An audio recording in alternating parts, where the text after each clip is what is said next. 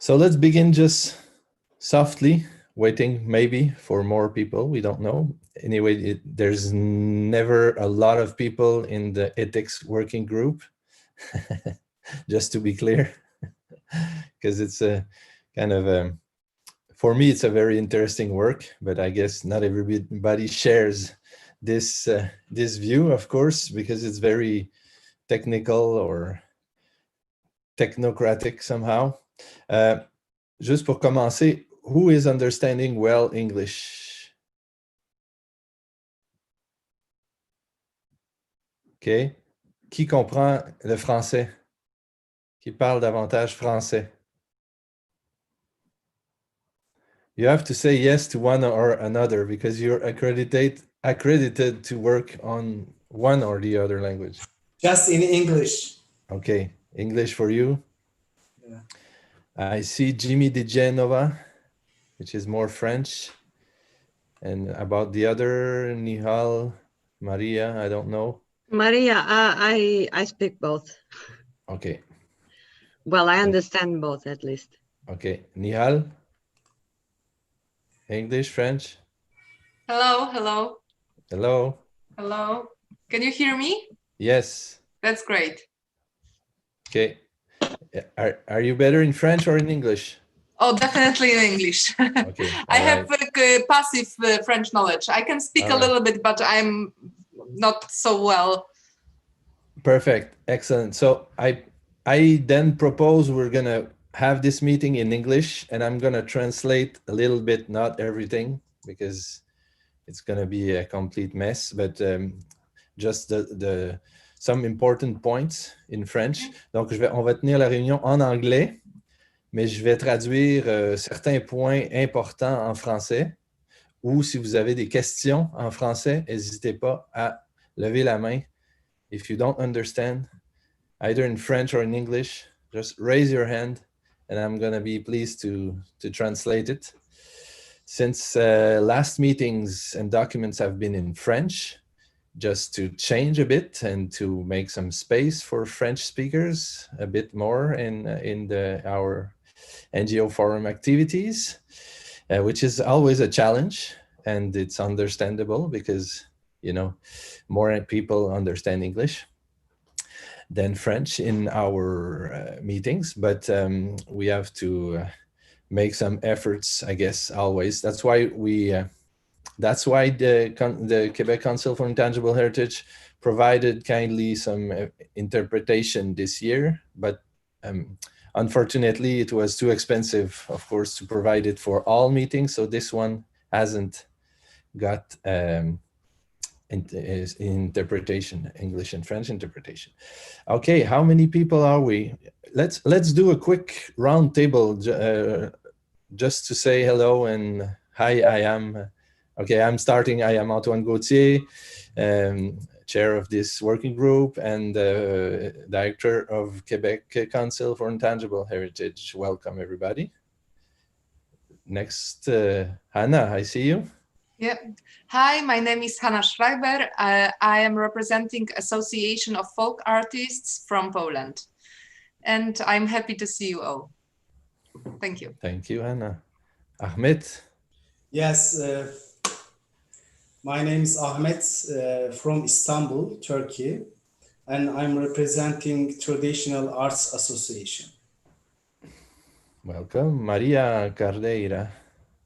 Well, my name is Maria Cardeira da Silva. I'm from Lisbon, and I'm not representing my center. Actually, Marta Prista is.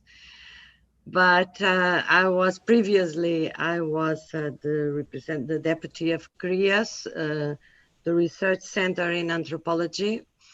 And I'm very interested in ethics matters on heritage. So I decided to join you. Thank you. Jimmy Di Genova.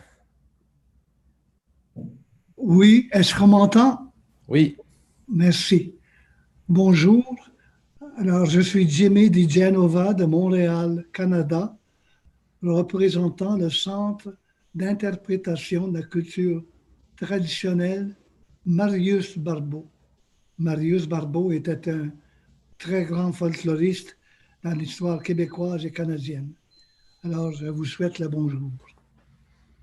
Merci, Jimmy. Thank you. He's saying hello from Montreal, his center, Marius Barbeau Folklore Center. We have Kian Lee with no... Hello? Oui? Kian Lee. Who's Kian Lee? Oh. It's Kian Lee. Hello? Hello. Just Yes, can you hear? don't share your screen. Just share your Okay. who are you? Stop the screen. Yeah, all right, thank you. Okay. So I'm from China Folklore Society. I'm a folklorist, and I'm very interested in in this meeting, and I would like to if possible to talking something out with you. So I'm very happy to have this opportunity to be here from at distance. Sorry, maybe I cannot speak very well English. I'm from China Folklore Society.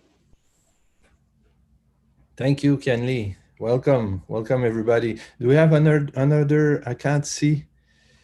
Oh yeah. Okay, I can't see everybody, but we have. All right. Okay, so quickly, just Joanne. Joanne, hello. Hello. Good morning. Very early morning here. I'm on the west coast of Canada, and I think I'm loosely attached to Workshop Flanders, but not representing anybody today. Interested in the ethics conversation. Recently took part in a panel with ICOM around ICH and ethics in museums, so really interested in the conversation. And a background in the NGO Forum. Happy to see you back. Marta Prista. Hi. So I'm Marta. I'm representing CRIA. That's the Center for Research in Anthropology, a Portuguese research center with Maria. Great. Welcome. Albert. Little hello. Yes, hello. I'm Albert van der Zijde, working at the Dutch Center for Intangible Cultural Heritage, and I'm also the coordinator of the working group research of the ICH NGO Forum. Thank you, Albert. Marie Agatha Oza. Yeah, Marie Agatha Oza, representing the International Council for Traditional Music, standing in also for NIDA, who will be unavoidably absent this evening. So, but I'm joining the meeting here from Nigeria. All right, welcome. Merci, Marie. Marit Stranden. Yes, hello. I'm Marit Stranden. I used to be CEO of the Norwegian Center for Traditional Music and Dance, which I'm not anymore, so I don't have any hat here today. But I am an ICH consultant, and I'm part of the Nordic-Baltic ICH network. And we are working with our ethics, so I thought I should follow you today. Good. Glad to see you, Marit. We have Sophie Elpers.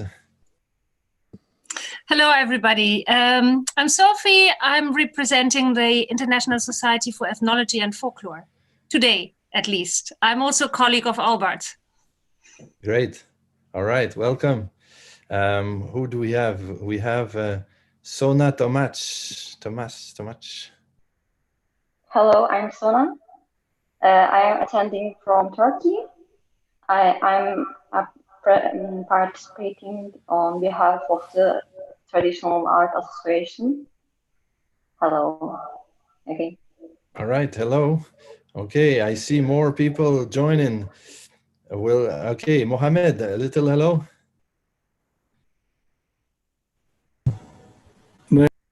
Bonjour. Votre micro est éteint.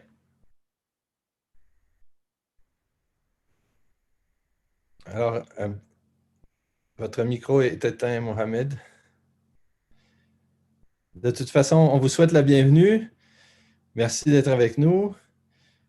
Donc, je vois aussi, je ne vois plus de vidéo ouverte, mais je vais donc en profiter pour saluer ceux qui viennent de se rejoindre à nous. Donc, Gulnara, Guo, Vicenzo et Mohamed. Donc, thanks for joining us. Gulnara, I see you. Do you want to say a little hello?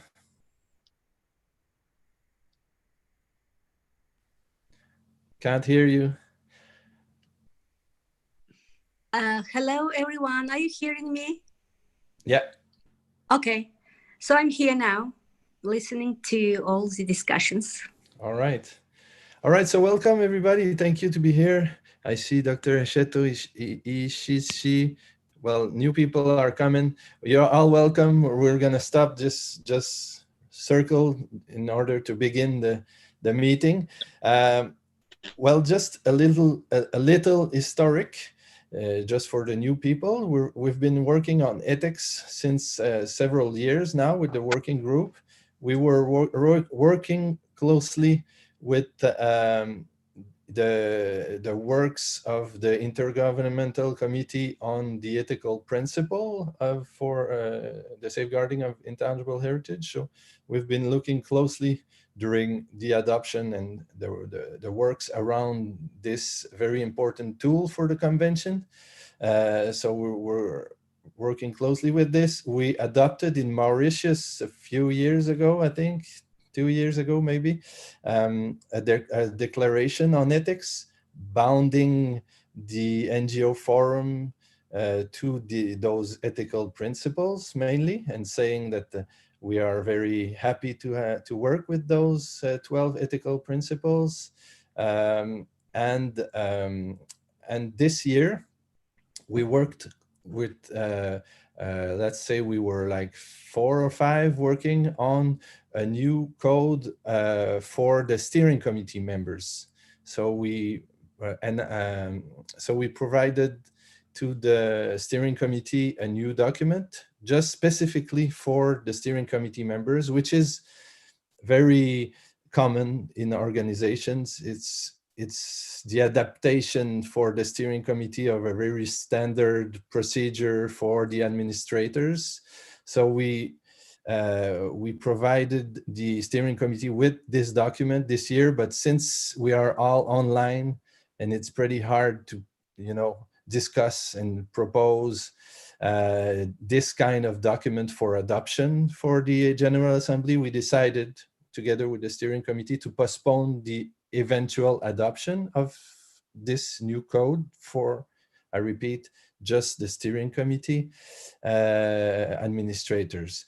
A little bit in French, nous avons cette année donc travaillé sur, vous étiez là déjà, ceux qui parlent français je crois, on a travaillé donc sur un document pour les membres du comité de pilotage, donc un document éthique, code de conduite spécifique, qui sera reconduit à l'année prochaine, donc à la prochaine Assemblée générale pour une éventuelle adoption.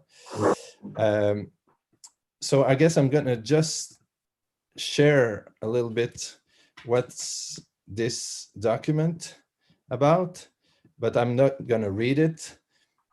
And afterwards, we're going to just have a little conversation, very quick conversation about Article 21 of the bylaws. And then we're going to end our conversation with new ideas you may have about ethics, what you think we should carry on as a working group, new challenges, new ideas, new or challenges you face back home that can be useful for new tasks of our working group. All right, so I'm just gonna share the proposal. You see it? Can you see? Yes. Yeah, all right. Okay, so again, this is a code of conduct and ethics for steering committee members, not for the whole forum, but just the administrators, let's say. I'm not going to read it again. If you're interested in following our activities during the year, I can send it to you. with great pleasure. So it's very, I mean, it's very common. Like if you work on the steering committee, you're not paid. You know, you have to work without interest conflicts, with professionalism. You know, you have to respect the confidentiality of the meetings. You know, stuff like that. You know, so it's not very surprising documents. It was based on international network of Econo Museum 1. And of course, we adapted the wording for the NGO Forum. But there was indeed in the proposition for this year, something regarding already the Article 21 of the bylaws. So let's have a look at the, oh, this is not the right one, sorry. NGO Forum bylaws.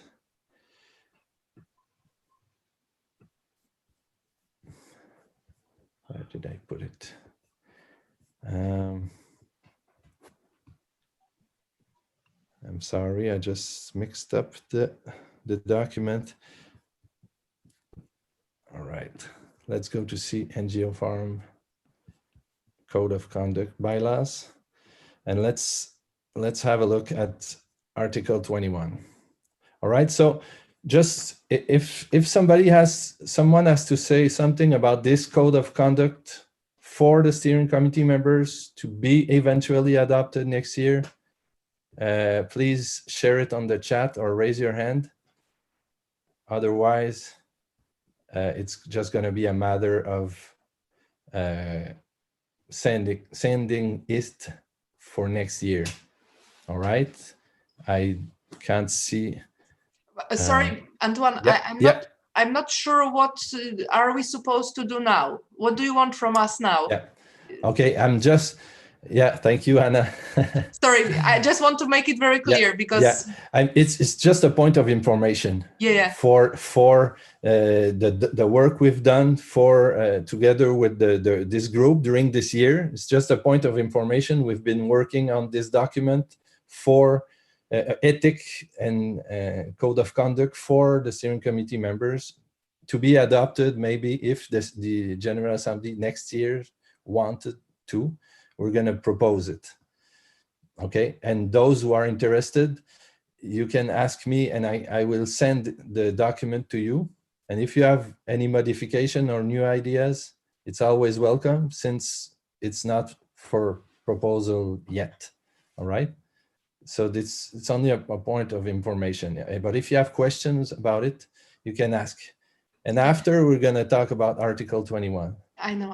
I'm just having a question towards this particular document that you are sharing with us, because it's really interesting, and I think that the idea and also the alternative here is quite fine. But I'm just thinking, what will be the mode of work to prepare the final document that you will be able to submit to the General Assembly? Because now we are all in the online format. So what is there any time schedule for working on this draft to prepare the final draft? What's your vision about this? That's a good question. Well, that was a final draft, since we worked during the year with the people on the ethics committee, you know, to give to the steering committee, well, to give to the General Assembly for adoption. But since we decided, because we are all online and it's hard to postpone it for a year, there's no urgency, we can still work on it. So I would say anybody interested in having a look at it and maybe comment or change things or enhance the document, you know, just give me your email address, and we're gonna work maybe in a few months. All right, on this. Can I just have a suggestion here? Yeah. For the issue of transparency and the lack of, you know, mess for you, that has been done by the steering committee before. So they were sharing documents for consultation online at the website. So maybe it will be easier also for you to present something to the GA if you put it for open on the ICH NGO Forum website.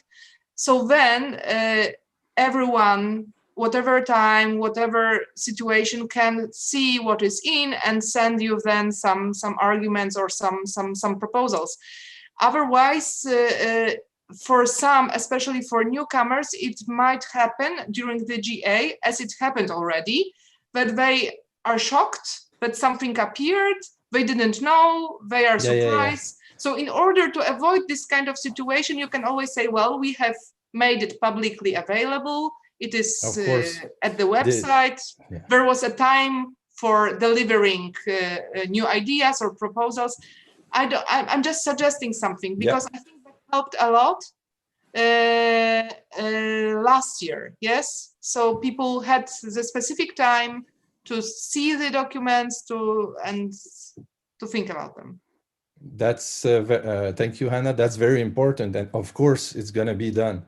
But before to make it public to everybody, we have to work with a small group, you know, to make the text happen, of course. So we have to work with those interested and those who are good in that kind of documents. That's what we did.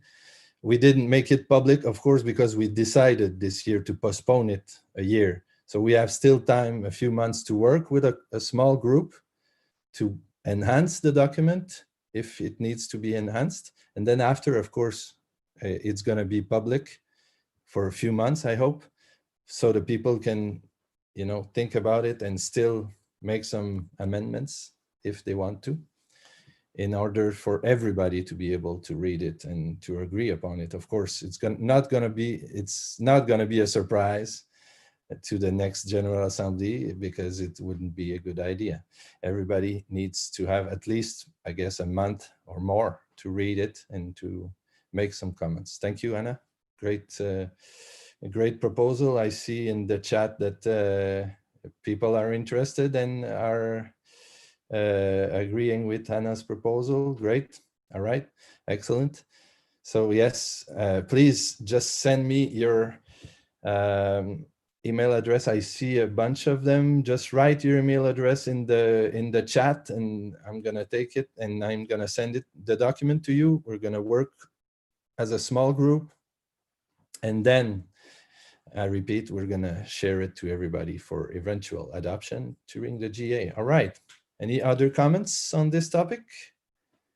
I see none. Yes, Anna, yeah, again. Sorry, I'm not gonna dominate the meeting. Just one thing, that as there is going to be this ad hoc working group on Article 21, which was just yesterday announced, I think that the work of the working group on ethics in this regard shall be in some points, you know, connected to the ad hoc working group, because this code of conduct and ethics for steering committee, of course, is related also to the Article 21 and to the results of this ad hoc working group. So I believe these two things at some point shall be correlated as they are connected.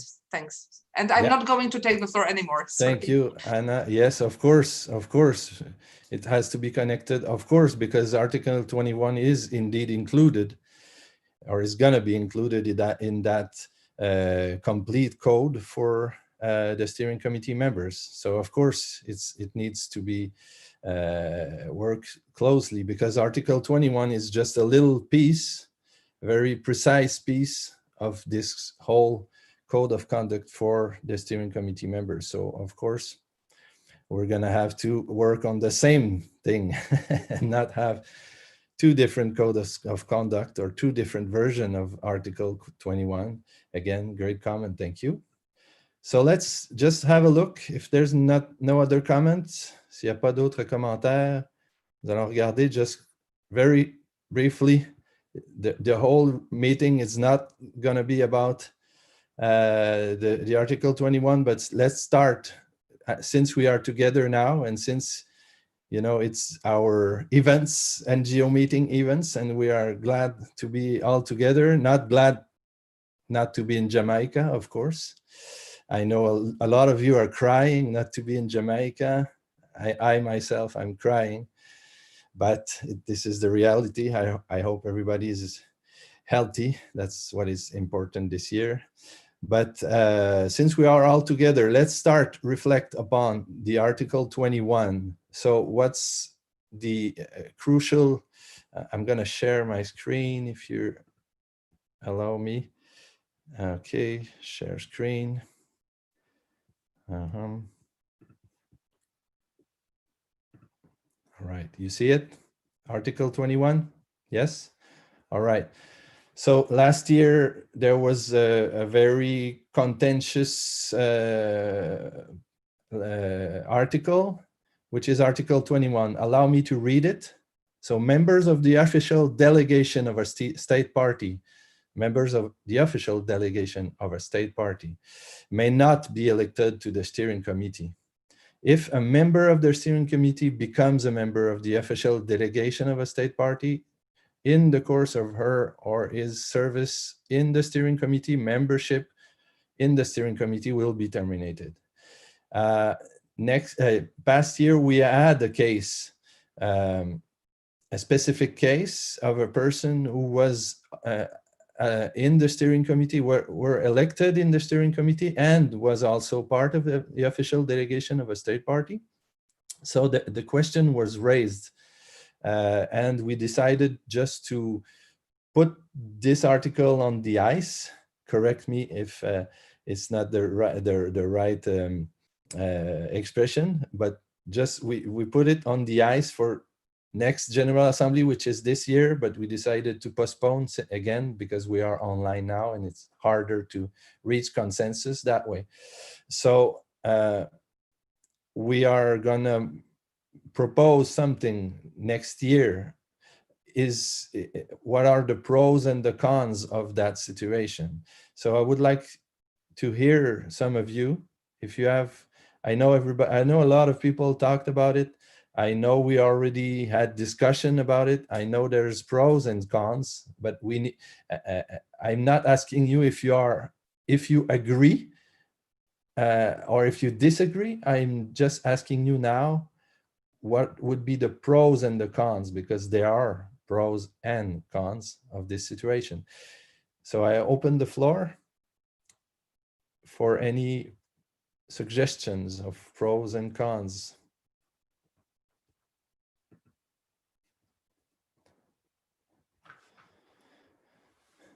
Sensitive matter, legal matter, interesting matter. Yeah, I can tell a few words about pro. If you remember, probably some of you remember that many years ago, probably 4 or 5 years ago, I'm always the part of the state party delegation. And I was a part, and Kyrgyzstan was in a committee. And when NGO Forum needed some support, I took a floor and I was talking for the interest of NGO Forum. So I mean, it's a point which probably could convince that it's not bad when we have a person representing both. I understand very well that there is a conflict, and it is the reason why this year our organization decided to promote other people, not me, or to the steering committee, for example, we were running from our region. Yeah, we need just to reflect. I'm talking about our experience. Being a member of NGO and being a member of state party, I was able to promote some NGO purposes. Thank you, Gulnara. Any other thoughts or suggestion about this situation? Again, it's not about a person or an organization or a state. It's just about a situation that we faced last time, that we can face again in the future. So thank you, Gulnara. Very interesting point. Any other thoughts about this?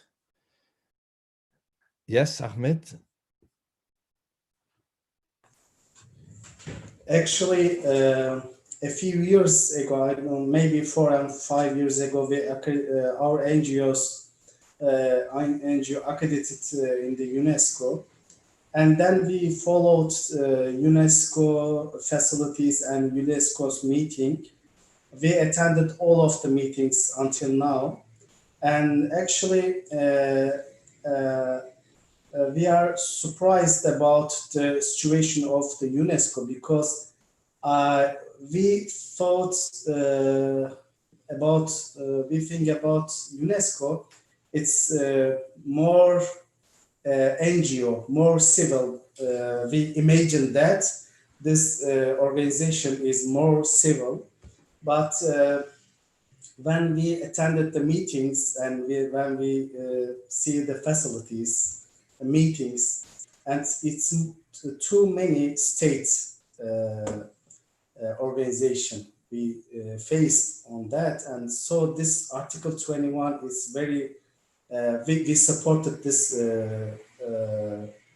article, and we should improve this article because the UNESCO is too much state actually, and in my country we don't have.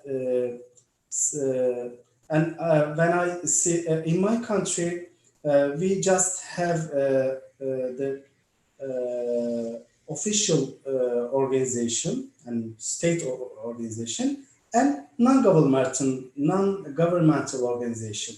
But I saw that there are some different organizations in some different countries, and there are some organizations they are half governmental organization. And I don't know how can we think about those kind of organization. We should improve the non-governmental organizations' role in the UNESCO. We should improve it, and this article is too important for that. Thank you, Ahmed. Thank you very much. Is there any other person? And before I give the floor to Anna, is there anybody else? I repeat, the question today is really about, should an accredited NGO who has been elected on the steering committee be allowed to also at the same time be on the delegation of a state, and what would be the good and the bad about this situation again? And is somebody else want to say something? We're not going to solve this thing today. I think it needs more time and maybe less people, or maybe it's always bad to say less people, maybe more people. But I think we need more time at least to reflect upon this and take the people who are interested and have a few meetings on this topic, maybe with the new ad hoc committee, because it needs a very strong reflection. Anna, I guess you're providing us with strong reflection. Your turn. Thanks so much. And I actually wrote in the chat, could you bear with me still? So I was trying to excuse you, but actually my both colleagues who were speaking just before gave me a very helping hand. I mean, this is quite easy for us coming from so-called Western Hemisphere to apply the concept of the conflict of interest and to apply the concept of the civil society of organizations and non-governmental organizations. But this is not a universal concept, and it is not universal understanding of what may constitute a conflict of interest. And especially, it is not only about the understanding, it is also about the political reality and financial constraints that are very, very much present in the regions like the Middle East, the Arab countries, Africa, especially, or Latin America. So having the situation where we as NGO Forum report to the committee the problems with the underrepresentation of these regions, we are actually parallelly creating the situation even harder for those who are finally able to overcome these financial and other problems and come to UNESCO meetings, which happens are both experts for delegation and for the organization. So I do not have a very strong opinion, though you may think I have. I'm just trying to find, as I said in the chat, more a surgery knife than a hammer, you know? And I believe that this proposal, the way it was designed previously, was rather a hammer tool, though with good intentions. And I fully understand the concept because we are used to this kind of a conflict of interest clauses in the academic world and so on. But it is not that clear, it is not that easy, it is not that simple when you go to other regions. And in that sense, I like the alternative that you were writing about, well, be refraining for the moment in the discussion when the state party is being voiced at the committee meeting. I would work about some more compromise formula, because I believe we have to be inclusive, and we have to take into account the problems that will appear and that will remain with us for years to come, because they will not be solved, and we will not have a fully geographically balanced NGO Forum next year or in 2 years or in 5 years. This will be a problem for decades. So we need to find something that will also raise, or not raise, but keep credibility and the friendly spirit of the forum. Mm-hmm. So that is what, and thank you. Thank you, Anna. Interesting. So you are leaning towards some kind of an in-between, like an in-between solution, not saying we accept state party delegates on the steering committee, and not saying they shouldn't be accepted, saying that they should be, maybe be accepted, but under certain circumstances, very with some balise, with some well, framework very well described. If I understand well what you said, so you would be in favor of working in an in-between solution. Is there any other thoughts about this? Oui, Marie, yes, you can open your mic. Yeah, can you hear me? Yeah. Okay. Yes, the whole issue of conflict of interest is what has just been like raging in my head. Like Hannah rightly said, some countries or some areas depend heavily on their government to finance their travels to UNESCO meetings. But then the thought here is, he who feeds you most often blows the pipe, you know. So the truth is, how strong will this conflict of interest be? How liberal will whoever is being sponsored or state representing the state? I'm sorry, Marie, just a little, I'm not sure if it's you who are doing this noise, but if you, I don't know where's your microphone, but if you have a way to avoid the noise, please try it. Yeah, I'm not the one, but maybe it's my phone. Maybe I should use my headpiece. You think that will help if I use a headpiece? Probably, yeah. If it's quick, you can try it. Sure. It's quite quick. Are the mics of everybody else closed? Yes. So I guess it comes from Marie. Yeah. Thank you. Is that better? Yeah. Okay. So I was just talking about the whole issue of the conflict of interest, because if a state is sponsoring an individual and the individual is in the steering committee, definitely there would be that tendency to push for the state more than for a more liberal and general input. So it all depends on how strong the state is and how firm the state, how firm a grip the state has on their delegates. So it really can be an issue of conflict of interests.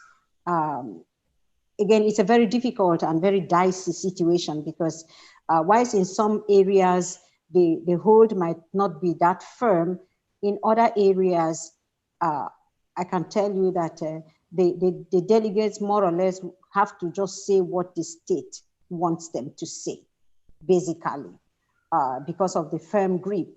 So it's an issue there that we really need to give more thought to, and like Hannah is trying to, dance between the two. Definitely, that impression is surely there, but we also have to weigh these other options. Thank you. Thank you, Marie. Thank you. Of course, this is why the Article 21 was put it in place, to not open the door to any pressure, undue pressure from the states to whatever candidates or whatever steering committee members, not open the door to any pressure. So it also protects steering committee members from pressure. This is a pro, certainly a pro for keeping the Article 21, if I understand well what you're saying, Marie. Thank you. Other thoughts about it? We have great inputs from you guys. Keep up. Very good inputs. Any other pros or cons? I see no. Oh yeah, Jorijn before. Yes, yeah. I think, but sorry, I had a phone call, so I missed part of the debate. So I don't know what has been said already exactly, but my major concern may be that you cannot be a spokesperson of the forum and be a spokesperson of a state party in the same committee meeting sessions. I think that's really an issue, but of course there may be this compromise sense that you can have a role in the NGO Forum and having a role as an expert in a delegation of a states party as an expert, for example, at the same meeting. I imagine that's a possibility in the case of countries that have issues with funds and so on. And also another point I made in the working group before already, actually this is even not only the case in countries that are developing countries or so, it's also the case in countries like Belgium. We are just like a few experts in a whole country, and the government needs us. That's the case. I realize that. I think it's in many countries all over the world an issue, but still it's more about the surgery maybe of having which role, and being a spokesperson, both, for example, in my case for Belgium, and being a spokesperson for the forum. I couldn't combine it.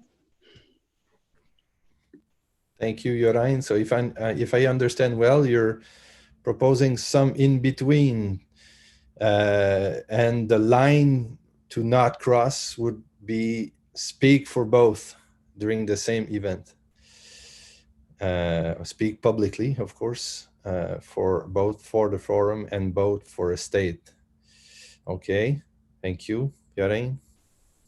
Again, today it's just to raise some questions, so you are welcome to talk about it. We're not gonna have the final answer today. It's just to start the conversation, and anybody who's happy to continue the conversation is gonna be called for next steps. So just before Hannah, Joanne. very much in the lines of Hannah and Irene, that perhaps that middle way in terms of the practicalities and capacity of both individuals and state parties and different countries to be able to have representatives involved in both the forum and the convention. So, you know, it's a lot of time, it's a lot of capacity to participate.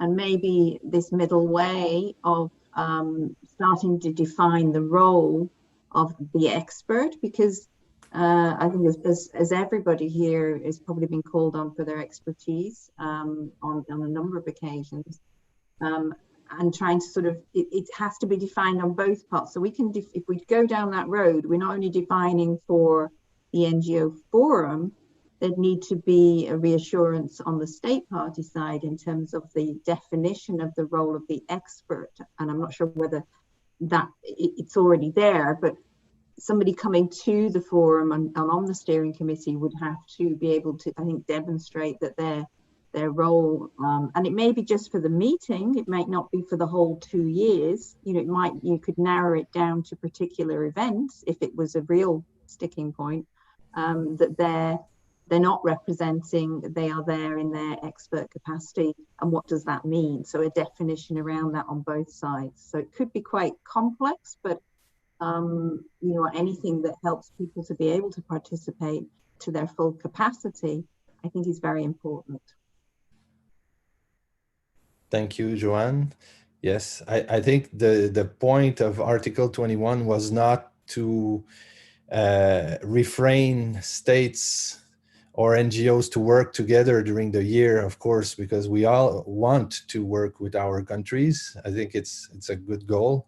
It was to, if I understand well, the Article 21, it was to refrain the state party to pay something, to pay the expense of an NGO person, and this same person is on the steering committee owing something to the state, which could be a conflict of interest. Again, this is the matter we're discussing right now. So there's a lot of very interesting proposition in between, pros and cons. So the conversation is very well started. Before I give the floor again to Anna, there's something, Hannah is just saying that we can think about setting up an electronic survey around all accredited NGOs regarding this issue. I think it's a great idea. The survey would have, of course, as every survey, have to be very clear about what we want to know and very easy to understand. So like, as an example, like 3 options, very simple or something like that. But I think it's a great idea. And Cholponai saying to build capacity of other staff member of NGOs who serve as expert to the state and would like also to be present in the work of the forum to avoid of conflict. The other staff members of NGOs serve as expert. I'm not sure I get it very well. Maybe Cholponai. Well, probably Cholponai, are you here? We're in different places. So I guess Cholponai is telling that she's taking our case. This year, we tried to promote Cholponai from our organization for the steering committee, not me, because of this situation, to avoid any conflict of interest. So probably it is her suggestion, but as Jorin just told, it's now we are having the situation when many experts are, in the forum also. And it's not because we would like to be in, not because we would like to sit on 2 chairs, just because the expert job is pretty specific, and we just need to serve as consultants, as experts. But what Cholponai is telling, it's great. But this year we were able to do this because of online work. We did everything by online. But if, for example, we need to go somewhere, physically, then it could be a problem. So probably one more option which we could consider is online participation in the future. when there will be physical meetings, real meetings, but some people from NGO who, which don't have sufficient finances could participate online. It is an option probably. Great. To solve this problem with finances, which is always. Yeah. All right. I think we're experiencing online everybody this year with all the new possibilities of working online. Thank you. Maybe there's something there for the next meeting. Thank you. Gulnara, somebody has something on what Gulnara just said or on another? Yes, I see none. Hannah, you had something to add? Thank you. I would like to agree with what Doreen and Joanna said. I mean, this is exactly some more specific understanding of the situation when the conflict of interest may appear, and definitely it is not the case of the whole year of work. This is the case that is related to some specific events, to some specific days or even hours. And I also wonder whether we are not a little bit exaggerating regarding the way the state may benefit from having a steering committee member in double role. I mean, what the states could achieve through the NGO Forum, I'm not that sure. If we are so powerful and so, you know, influential, and maybe of course, we would like to be more visible, but I believe the whole process, the NGO Forum is working, is quite transparent and inclusive, and it would be really very hard. And the person that would like to use or abuse its role as a steering committee member to gain some benefits for its state's party would definitely incredibly fast lose its credibility. And I believe that also this process of electing steering committee members, when we all know each other, when there is a kind of a verification, yes? So I believe it is an important discussion, but I think that maybe we are a little bit exaggerating in that sense. And of course, the idea of the survey, yes, let's try to see what is the real, I would say, amount of this situation in the delegations. And that's it. Thank you. All right. Thank you, Anna. I'm pretty sure you're not the only one feeling that maybe we put too much importance in this.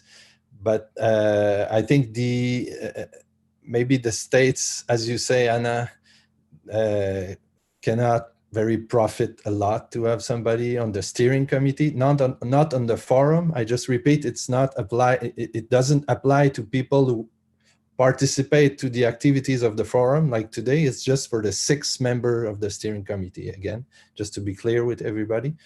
But there's always the appearance of the conflict of interest, which is another matter, which is important too for now and for the future. So this is again a pro and a con. The appearance of it is definitely on one column. Maybe there's no pressure to be put, but it's again the appearance for the whole forum. But indeed, so far there's no big deal with this, I would say. Thank you. Any other suggestion about it? If there's not, oh, there's Albert saying something. Do you want to say it, Albert?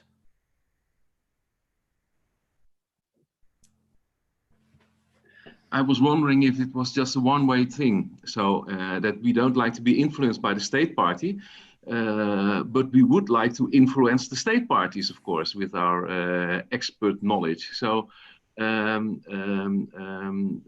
I think you have to take this also into account. So we want to make an impression on these state parties, and we want to be an expert for these state parties to direct them into the good direction, which we feel is the good direction, of course. So I think it's a one-way thing, perhaps, if you understand what I mean. I half understand what you mean. I understand you say we want to you know, give advice to the state parties, of course, and make our point as NGOs. That's what we are always trying to do. And I think as a forum and as a group, we are really improving since we began this forum. But I'm not exactly sure what you are proposing.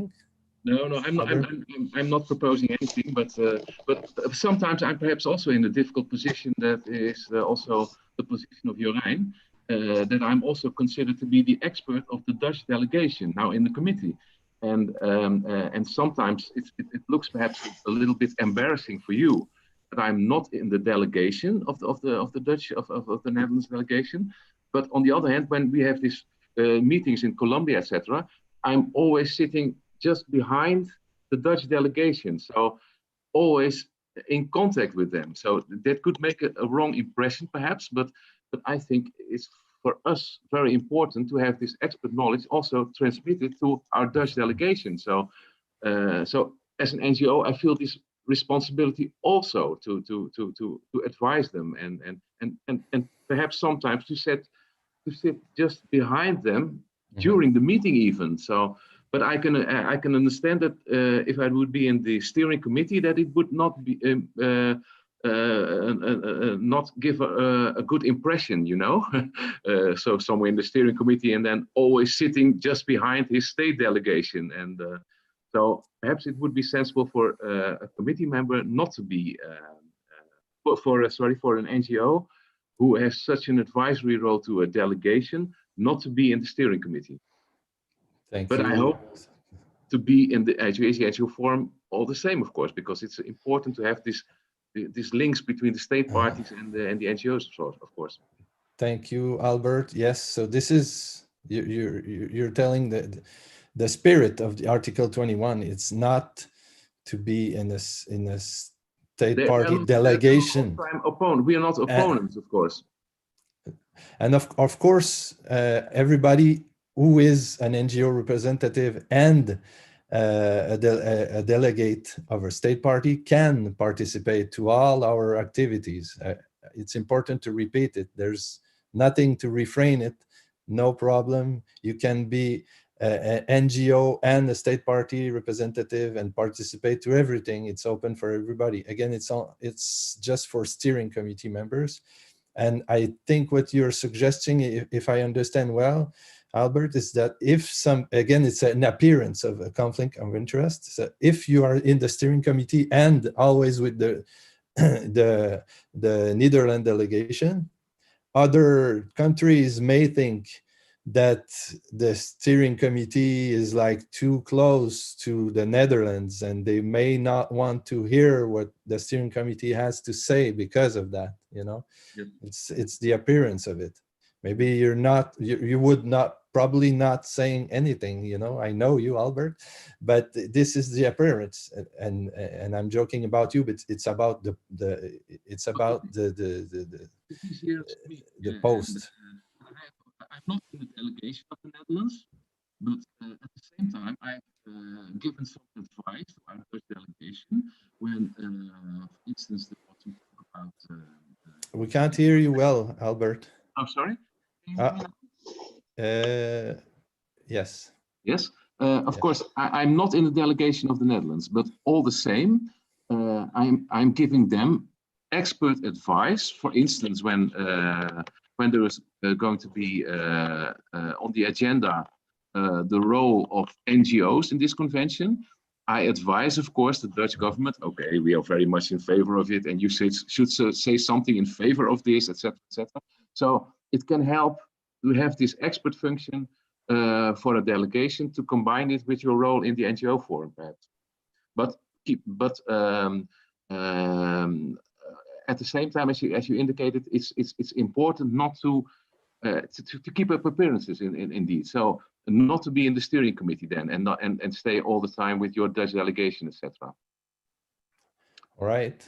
So I think my view is pretty much the same as, and my position also pretty much the same as Jorijn's, and of course also Hannah, who is also an expert to her delegation.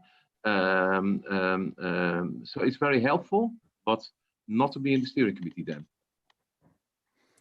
Thank you, Albert. I saw maybe Maria Carreira da Silva. Did you raise your hand, or I saw? I need glasses. Thank you. I need beautiful glasses like yours. All right. So I guess we will, if there's nobody who wants to speak about this topic, it's going to be an ongoing conversation.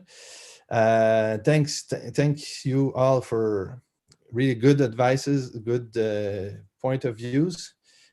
Just to before we end up, if anybody has a new task for our working group, please, new ideas, new line of work for this year, apart from this topic and the other document I showed you earlier.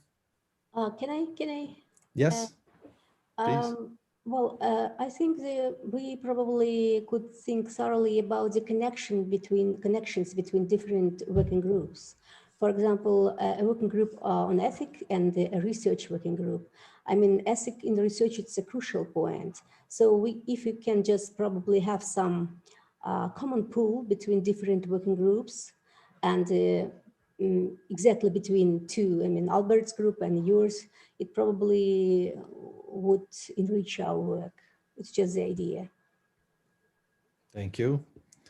Thank you, Gulnara. Are you suggesting that I'm always going to see Albert each time I open my computer? No, I would be happy. It's already the case. We are already seeing each other because we all participate in the working groups, which is, I think it's great. Everybody should participate in the more working group possible, because we need the input of everybody. Thank you, Gulnara. Yes, if there are some link, good idea. Yeah, not because of saying each other all the time, but because of the connecting our activities in both groups. Yeah, thank you. It was just a joke for myself, because I really like Albert, and I participate to an event for a new event for the Millers, and we saw each other a few months ago. It was a real success indeed, this new Miller Network International. Thank you, Gulnara. Yes, we'll work together if needed. And I see that is the end. Is there anything more? If there's not, just write to me in the course of the year if you have ideas, or write in the chat. Please, Kaloyan, don't unplug us, because I will take the email address on the chat. For those who are interested in new ideas, new work, or the old paper I just show you. So you are all welcome. Spread the word. It's for everybody to participate and add new ideas. All right. Any other thoughts? Now I don't see everybody, so I guess there's not. So it's going to be the end of it. Thank you, everybody, merci beaucoup tout le monde pour avoir participé à cette réunion. Thank you, everybody. It was nice to see you. I hope next year we're going to see each other in flesh and blood, because I sincerely miss it to see you all, guys, and I'm sure I'm not alone. And wish you happy holidays for those who are in holidays, and good health for everybody. Thank you, Antonio, for all your efforts and work for this group. Au revoir et joyeuses fêtes. Merci, Jimmy. Thank you, everybody. Thank you, Antoine, for everything you do, for presiding over this